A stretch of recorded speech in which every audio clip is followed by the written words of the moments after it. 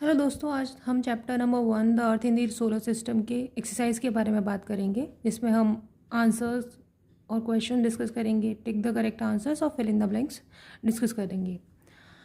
अगर आपको इस चैप्टर का पूरा समराइज फॉर्म में एक्सप्लेनेशन चाहिए तो आप इसका पार्ट 1 और पार्ट 2 देख सकते हैं। तो सबसे पहला क्वेश्चन है, how does a planet differ from a star? कि प्लैनेट और स्टार में क्या डिफरेंस होता है। प्लैनेट और स्टार का डिफरेंस हम इन वीडियोस में कर चुके हैं, इससे पहले जो वीडियोस हैं। आइए एक बार फिर से देख लेते हैं। प्लैनेट की खुद की हीट और लाइट नहीं होती, they do not have their own heat and light, और ये खुद की लाइट से नहीं चमकते, they are lit by the light of the stars. Star की खुद की हीट और लाइट होती है और ये खुद की हीट और लाइट से ही जगमगाते हैं। लिट मीन्स जगमगाना। Next question is, what is mean by solar system? Solar system का मतलब क्या होता है? Solar system contains the sun, 8 planets, satellite जैसे example moon, and some other celestial bodies. Celestial bodies मतलब एस्टेरॉइड्स एंड मेटेरॉइड्स। ये सब मिलके क्या बनाती है? Form the solar system. और इसको सोलर फैमिली भी बोला जाता है, 8 प्लैनेट्स को और इन सारी चीज़ों को, सैटेलाइट है, मेटेरॉइड्स और एस्टेरॉइड को, क्योंकि इनका जो हेड होता है वो होता है sun. Next question is, name all the planet according to their distance from the sun. Sun के डिस्टेंस से सारे प्लैनेट्स का नाम हमें बताना है। तो सबसे पहला प्लैनेट आता है सन के बाद Mercury, Venus, Earth, Mars, Jupiter, Saturn, Uranus, Neptune. Next question is, why is the Earth called a unique planet? Earth unique planet क्यों कहलाता है? इसके क्या ऐसे फीचर्स हैं जिससे ये सबसे अलग है?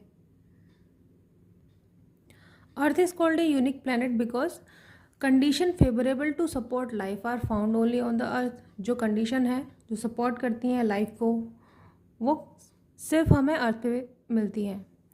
The Earth is neither too hot not too cold. ना ही ये प्लैनेट बहुत ज़्यादा गर्म है और ना ही ठंडा। इट हैज़ वाटर, एयर जो सपोर्ट करती हैं लाइफ को और एसेंशियल हैं सर्वाइवल के लिए। Next, the air has life supporting gas. Air में जो गैस है ऑक्सीजन, जो लाइफ को सपोर्ट करती है, वो भी अर्थ पे मिलती है। Next question is, why do we see only one side of the moon always? हमें हमेशा एक ही साइड मून का क्यों दिखाई देता है? जैसे कि आप रात में देखेंगे तो जो स्पॉट हल्का सा धब्बा दिखाई देता है, हमें हमेशा वही पार्ट अर्थ का दिखाई देता है। We see only one side of the moon always because the moon moves around the Earth in about 27 days. इसको 27 दिन लगते हैं अपनी मतलब अर्थ का चक्कर लगाने में।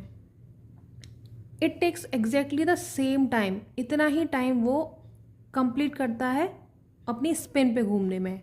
स्पिन हम एक एग्जाम्पल की तरफ से समझते हैं कि जैसे ये मून है और ऐसी ही मान लीजिए यहाँ पे अर्थ है, इसके पास ये अपना, हाँ यहाँ पे हमने रेड मार्क कर दिया ये दिखाने के लिए कि यहाँ पे अर्थ इसके मतलब अपनी स्पिन पे रोटेट करिए। स्पिन पे रोटेट करना मीन्स अपनी धुरी पे इस तरह से घूमना।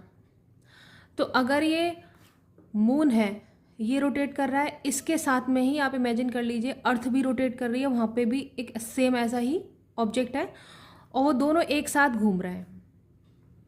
अब अगर वो इस तरह से घूमते हैं एक साथ, तो ये वाला मार्क है रेड वाला, वो एक ही टाइम पे एक साथ दोनों का यहाँ पे दिखाई देगा। तो इसकी वजह से उन्हें एक टाइम होने की वजह से, एक सिंक्रोनाइजेशन में मूव करने की वजह से वो एक ही फेस देख पाते हैं एक दूसरे का, इसलिए हमें एक ही साइड दिखाई देता है मून का। आई होप आपको ये चीज़ क्लियर हो गई होगी। It takes exactly the same time to complete one spin, जिसकी वजह से only one side of the moon is visible to us on the Earth. Next question is, what is universe? Universe क्या होता है? There are millions of galaxies that make the universe. बहुत सारी galaxies को मिलके क्या बनता है? यूनिवर्स। अगर हम इसको एक पिक्चर के फॉर्म में अगर दिखाना चाहें तो अगर सिस्टम ऑफ स्टार्स है, बहुत बड़ा सिस्टम ऑफ स्टार्स है जिसमें बहुत सारे स्टार्स हैं, मिलियंस ऑफ स्टार्स, तो उनसे मिलके क्या बनता है? Galaxy.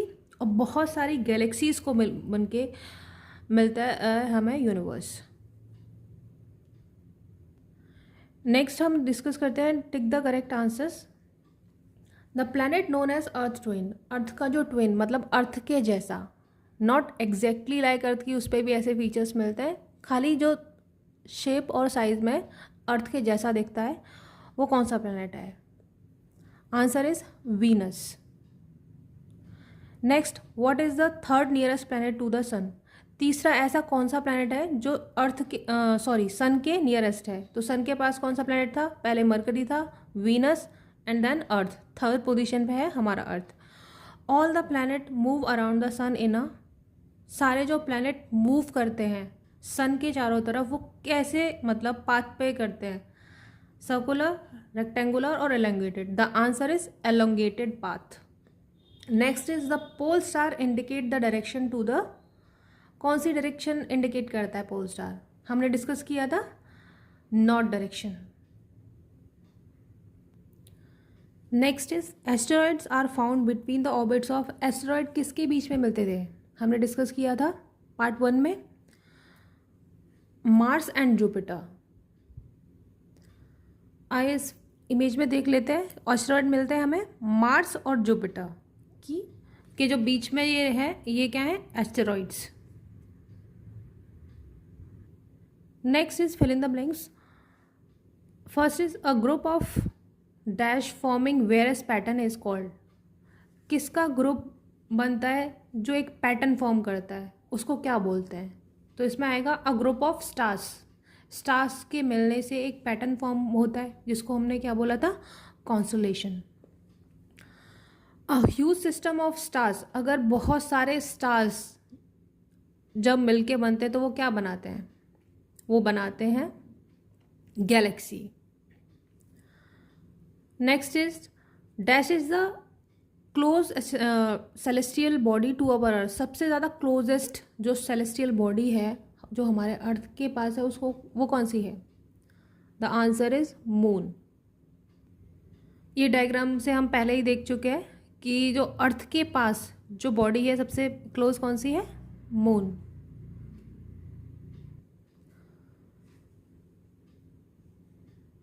Is the third nearest planet to the sun. तीसरा प्लैनेट कौन सा है जो सन के करीब आता है? वो है अर्थ। सन के थर्ड नंबर पे कौन सा प्लैनेट है? आप देखिए, mercury, Venus, earth. Next is planet do not have their own heat and light. Planets की खुद की हीट एंड लाइट नहीं होती, ये हमें जो दिखते हैं with the help of stars.